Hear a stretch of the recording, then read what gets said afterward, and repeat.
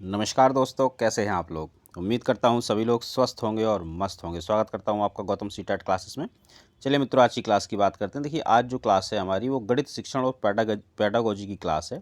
और ये जो क्लास है आपकी रीट से रिलेटेड है, यानी कि रीट का जो पेपर है, राजस्थान टीचर्स की जो वैकेंसी निकली हुई है 31,000, ये उसकी क्लास है। देखिए, कुछ जो दोस्त हैं या जो मेरे स्टूडेंट्स हैं वो ये कह रहे हैं कि सर, जैसे पहले आप नेगेटिव और पॉजिटिव से करा रहे थे वैसे कराओ सारी चीज़ें। तो मैं आपको बता दूं, हर पेपर का पैटर्न अलग होता है।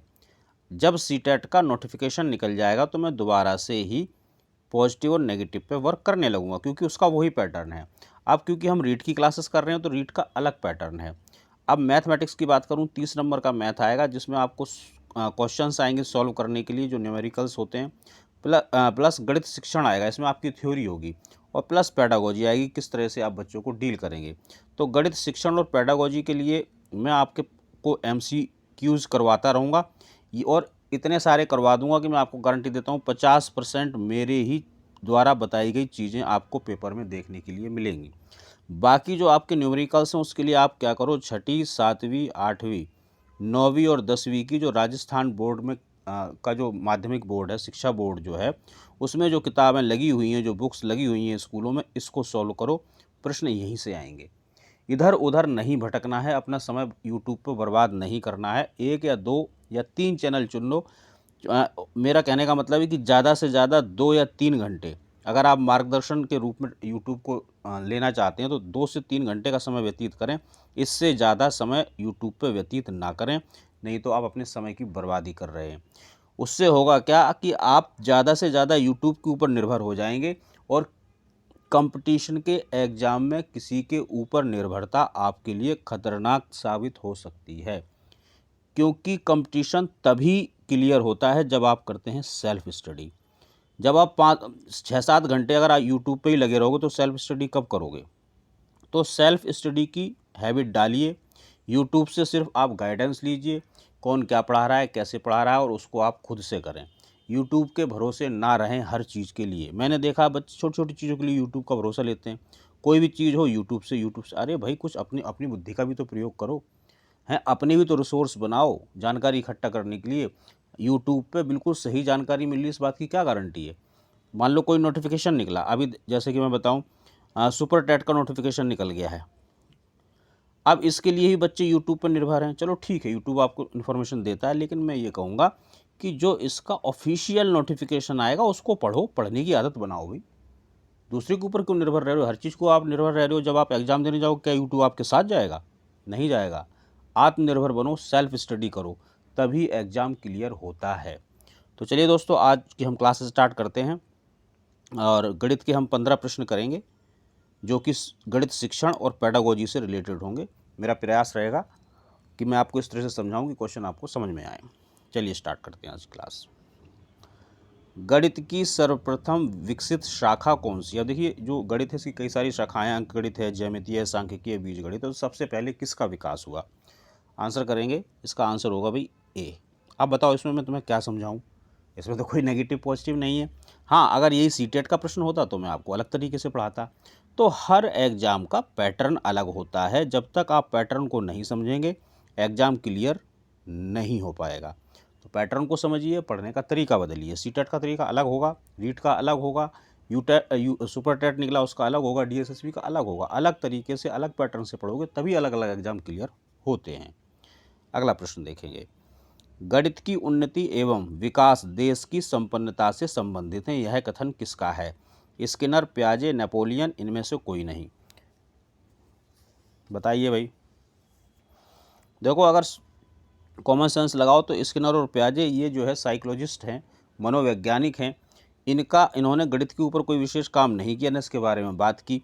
डी तो आंसर हो नहीं सकता, तो आंसर होगा बी, नेपोलियन। नेपोलियन ने ये बात कही थी।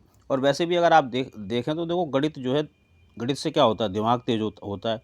अरे जब दिमाग तेज हो जाएगा तो इंसान भी तेज हो जाएगा, जब इंसान तेज हो जाएगा तो देश भी उन्नत होगा, विकास होगा देश का। तो गणित जरूर पढ़ना चाहिए मेरे हिसाब से। निम्न में कौन गणित का प्रयोग नहीं कर रहा है? तो देखते हैं। रीता सब्जी वाले से सब्जी खरीद कर उसे पैसे दे रही है। तो देखो भाई, यहाँ तो गणित का प्रयोग हो रहा है क्योंकि पैसे का लेन देन हो रहा है। तो इतने रुपए का टमाटर, इतने रुपए की ये, इतने दिए, इतने वापस लेने हैं, तो यहाँ तो गणित का प्रयोग हो रहा है। राम अपने पिता के साथ खेत में पानी दे रहा है, इसमें गणित वाली कोई बात दिखाई नहीं दे रही। सुनील अपने पिता की दुकान पर दुकान का हिसाब किताब जांच रहा है, तो इसमें भी गणित का प्रयोग हो रहा है। रानी धूप में सूखे हुए कपड़ों को गिन रही है, गिनती हो रही, तो यहाँ भी गणित का प्रयोग हो रहा है। तो जो ये भाई सेकंड वाला है, इसमें गणित का प्रयोग नहीं हो रहा है। अगला प्रश्न देखेंगे।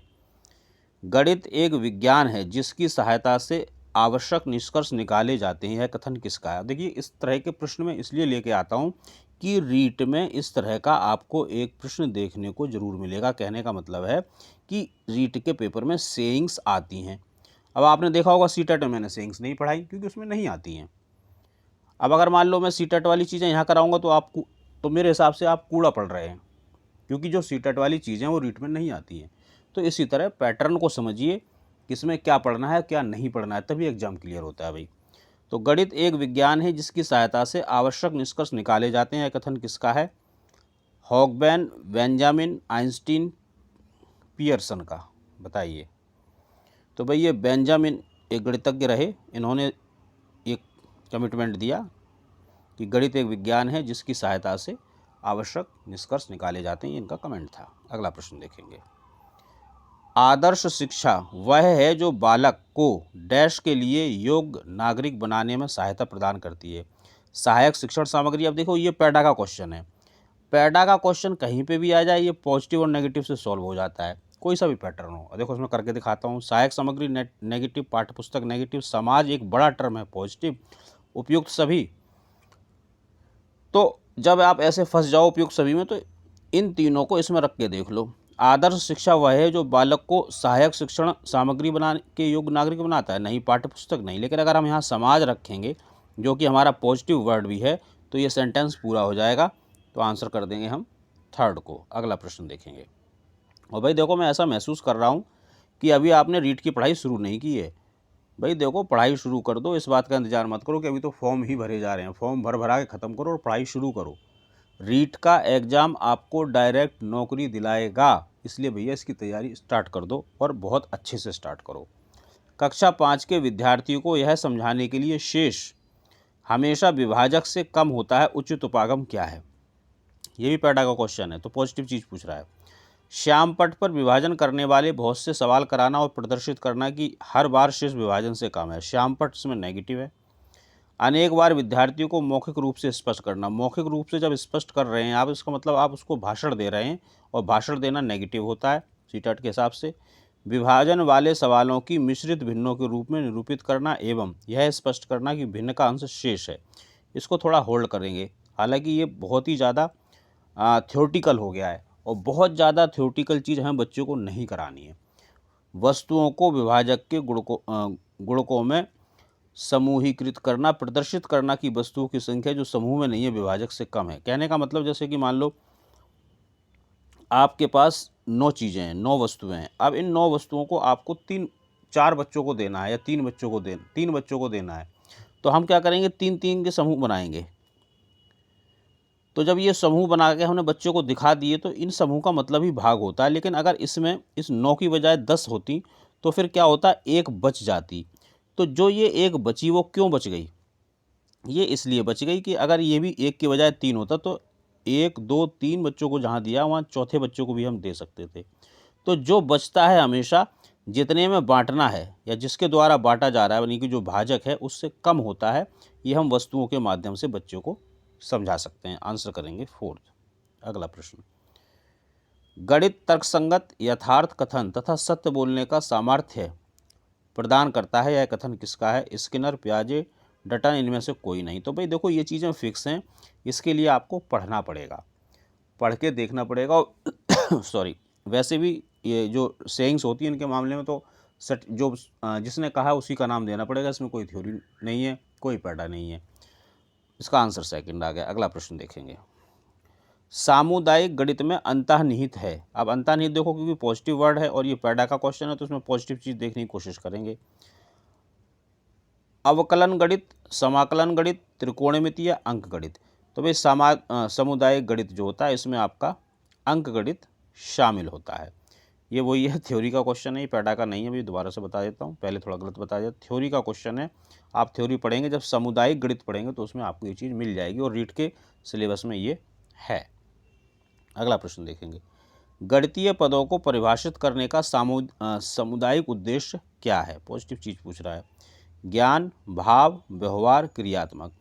तो भाई इन चारों में जो ज़्यादा पॉजिटिव है वो है व्यवहारगत, क्योंकि गणित जो होती है ये व्यवहार का विषय है। जब तक आप गणित को व्यवहार में नहीं लाओगे, अपनी हैबिट्स में नहीं लाओगे, अपनी रोज़मर्रा की ज़िंदगी में नहीं लाओगे, तब तक गणित आपके किसी काम नहीं आने वाला। तो ये व्यवहारगत होता है, जो सामुदायिक गणित होता है, जो उद्देश्य है उसका। मनुष्य के जीवन में निम्न में से जिन गतिविधियों में गणित का सर्वाधिक प्रयोग होता है वह क्या है? मनोवैज्ञानिक, आर्थिक, सांस्कृतिक या सामाजिक। तो भाई जो आप भी बताओ, मैं बड़े थोड़ा जल्दी करवा रहा हूँ। चलिए, थर्ड होगा इसका आर्थिक, यानी कि अर्थ से, पैसे से रिलेटेड जो चीज़ें हैं इसमें जो है गणित का सर्वाधिक प्रयोग होता है, और हमने अपनी रोज़मर्रा की ज़िंदगी में इन चीज़ों को देखा भी है। गणित की कक्षा में संप्रेषण का उल्लेख करना बालकों में किन क्षमता का विकास करेगा? देखो ये पैडा का क्वेश्चन, तो पॉजिटिव चीज़ का विकास करेगा। तो क्या करेंगे? पॉजिटिव चीज़ ढूंढेंगे। गणित की समस्याओं पर दूसरे के विचार को खंडन करना। तो देखो ये तो ऐसा लग रहा है जैसे बहसबाजी सी हो रही है, तो ये तो वैसे ही खंडन करना नेगेटिव ही होता है। दंड आरेख को देखकर आंकड़ों का अर्थ लगाना। तो भाई ये कुछ कुछ ठीक लग रहा है, क्योंकि इसमें अर्थ पॉजिटिव आ रहा है।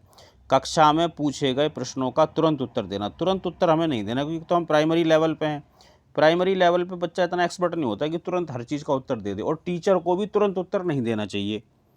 कक्षा में मान लो बच्चे ने कोई प्रश्न पूछा या टीचर ने कुछ प्रश्न पूछा, इसमें ये भी पता नहीं चल रहा है कि पूछा प्रश्न कौन पूछ रहा है। अगर बच्चे ने भी प्रश्न पूछा है तो उसको उसका तुरंत उत्तर नहीं बता देना चाहिए, क्योंकि इससे बच्चे की जिज्ञासा खत्म हो जाती है। क्या करना चाहिए? अच्छा, आपको इसका आंसर नहीं पता, चलो हम इसका आंसर देखते हैं कैसे निकलेगा, और बच्चों की सहायता से ही एक्टिविटी करवा के या किसी भी प्रकार से उसके आंसर पर हमें पहुंचना चाहिए। ये एकदम से नहीं करना, एट वंस नहीं होना चाहिए। गणितीय विचार को सुव्यवस्थित, संचित और स्पष्ट करना, ये गणित की प्रकृति है। तो आंसर हमारा यही होगा, और इसमें 3 चीज़ें आ रही हैं और तीनों चीज़ें पॉजिटिव हैं, तो आंसर करेंगे डी। अगला प्रश्न देखेंगे, गणित में प्रयुक्त चिन्ह, ये वाला जो चिन्ह है, ऐसे, ऐसे और फिर ऐसे, क्या मतलब होता है इसका? चूंकि, इसलिए, सूचित करता है या उक्त कोई नहीं। आपने देखा होगा जब हम प्रमेय वगैरह करते हैं या कुछ सिद्ध करना होता है तो इस तरह के चिन्ह का प्रयोग करते हैं हम। ये लगभग 8वीं से या 8वीं या 9वीं से स्टार्ट हो जाता है। तो इस चिन्ह का मतलब होता है चूंकि। अच्छा, इसी के जैसा एक दूसरा चिन्ह भी है, ये तो कैसे है? ऐसे, ऐसे और ऐसे। वो ऐसे, ऐसे और ऐसे होता है, उसका क्या मतलब होता है, इसको भी देख लो। इसलिए मैं दोनों क्वेश्चन साथ साथ लाया हूँ कि आप कन्फ्यूज ना हो कभी। ऐसे, ऐसे और ऐसे, इसका मतलब होता है इसलिए। तो इनमें कभी कन्फ्यूज नहीं होगे आप। दोनों क्वेश्चन मैंने इसलिए करा दिए कि ये तो 2 फिक्स हैं, अगर बिंदी ऊपर है तो इसलिए, और अगर बिंदी नीचे है तो चूंकि। ये ध्यान रखना आप। अगला प्रश्न देखेंगे, यदि एक विद्यार्थी पूर्णांकों, भिन्नों, दशमलव संख्याओं पर चारों आधारभूत संक्रियाएं संपन्न करने में समर्थ है तो वह उपादान अवस्था में है, परिणात्मक अवस्था में है, संक्रियात्मक अवस्था में, या विभाजनात्मक अवस्था में।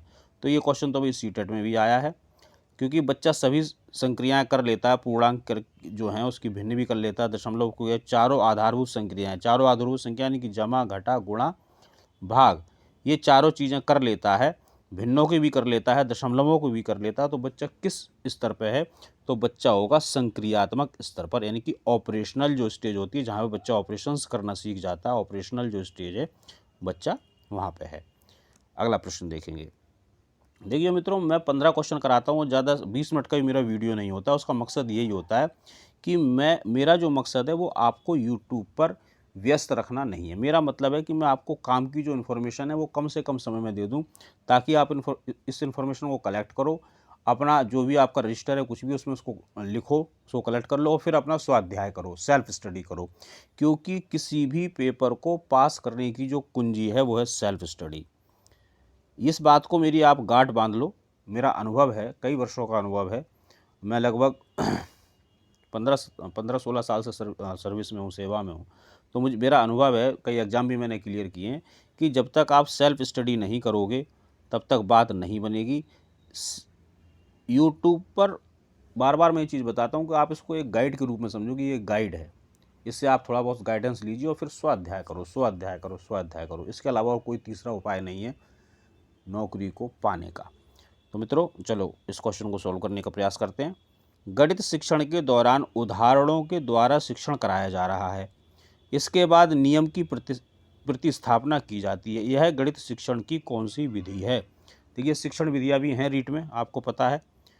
इसका सिलेबस पढ़ के देख लेना। वैसे तो मैंने सिलेबस थोड़ा सा बताया भी है, वीडियो पड़ा हुआ है रीट का, आप देख सकते हैं। जो वहाँ पे प्ले लिस्ट है रीट लेवल 1 और 2, ये इस तरह की एक प्ले लिस्ट बनी हुई है चैनल पे। आप इस पर जाके रीट से संबंधित वीडियो देख सकते हैं जो आपके बहुत काम आने वाले हैं। तो उसमें शिक्षण विधियाँ भी हैं। तो इसमें क्या हो रहा है कि पहले उदाहरण दिए जा रहे हैं, फिर नियम बनाया जा रहा है। तो ये कौन सी विधि होती है? ये होती है भाई आगमन विधि। यानी कि पहले बच्चों को उदाहरण दिए जाएं और फिर उस उदाहरणों के सहायता से, उनके माध्यम से एक नियम बना दिया जाए। तो ये तो आपकी आगमन विधि होती है। और जो निगमन विधि इसकी बिल्कुल उल्टी है कि पहले नियम बता दिया जाता है और फिर उदाहरण दिया जाता है। तो वैसे तो विधियों के बारे में एक वीडियो आएगा, मैं डाल दूंगा, उसमें आप देख लेना। सारी विधियाँ जितनी रीट में आती हैं वो सारी की सारी आपको मिलेंगी। तो मित्रों ये क्लास थी मैथमेटिक्स की, और पहली क्लास है और आगे क्लासें आती रहेंगी। इसी तरह के आपको MCQs मिलेंगे। और भाई इनको ज़रूर देखो, इसमें से 50% फंसेगा गारंटी से। देखिए अगर कोई एक किताब या एक चैनल इस चीज़ का दावा करता है कि भाई 50% आएगा और आएगा भी, तो मैं समझता हूँ कि आपका आधा काम तो पूरा हो गया। बाकी आधे के लिए अपना स्वाध्याय करें, सेल्फ स्टडी करें, नौकरी आपकी ज़रूर लगेगी। मेरी तरफ से तो हमेशा ही ऑल द बेस्ट रहता है।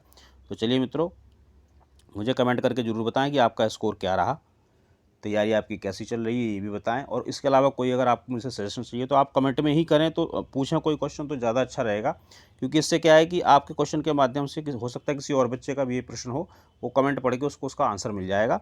लेकिन अगर आप पर्सनली भी पूछना चाहते हैं तो मेरा ये नंबर है, इस व्हाट्सअप के माध्यम से आप मुझसे जुड़ सकते हैं और अपनी समस्याओं का समाधान जो मुझसे संभव होगा मैं ज़रूर करूँगा, आप पूछ सकते हैं। तो मित्रों मेहनत करते रहिए, स्वस्थ रहिए और मस्त रहिए।